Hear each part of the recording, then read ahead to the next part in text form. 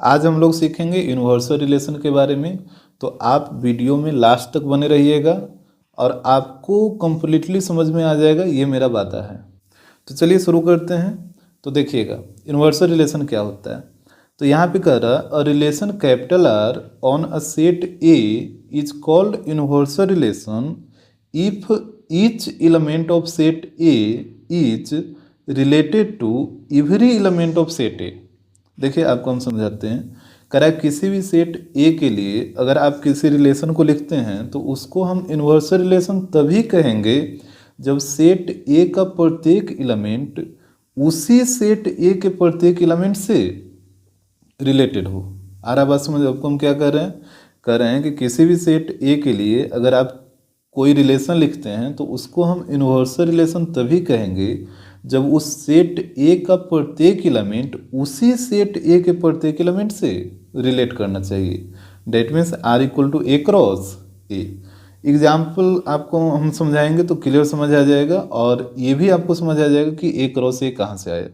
जैसे समझिए बात, जैसे मान लीजिए आपके पास एक सेट है ए जिसका एलिमेंट है 1 2 और 3। ठीक, आपसे बोलेगा कि इस सेट के लिए आप यूनिवर्सल रिलेशन लिखिए, क्या होगा। तो आप क्या करिएगा, जैसे यहाँ पे डेफिनेशन में बोला है कि सेट ए का प्रत्येक एलिमेंट उसी सेट ए के प्रत्येक एलिमेंट से रिलेटेड होना चाहिए।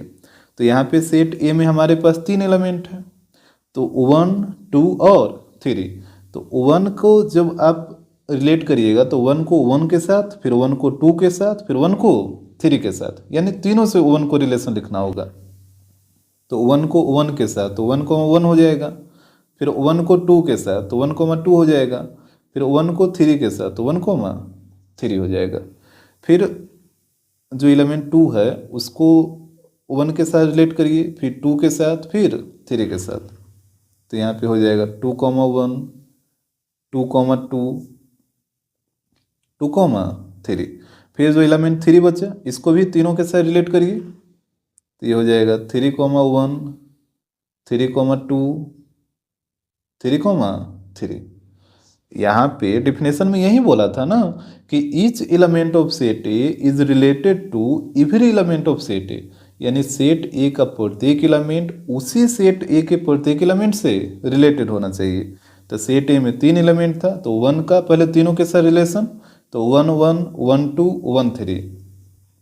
फिर 2 का तीनों के साथ रिलेशन, तो 2 1 2 2 2 3।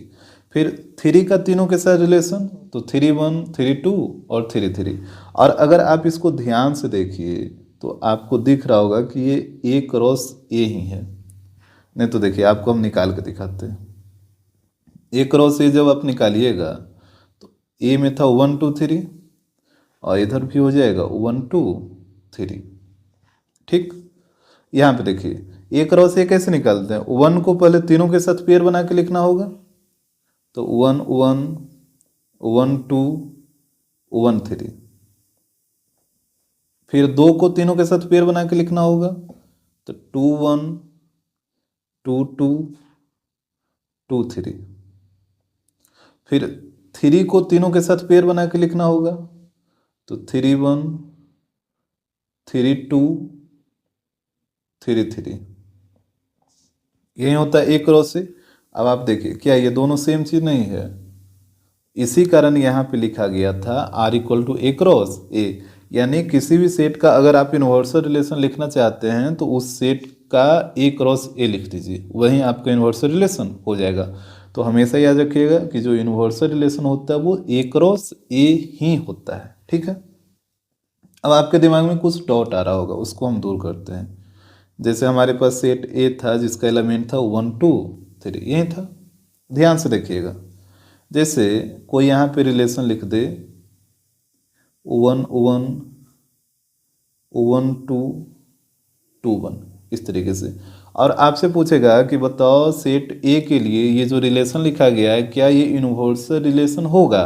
तो आप देखिए क्या करिएगा, 1 को देखिए 1 के साथ रिलेट किया गया, फिर 1 को 2 के साथ भी रिलेट किया गया, फिर 1 को 3 के साथ कहाँ रिलेट किया गया है, तो ये यूनिवर्सल रिलेशन नहीं होगा।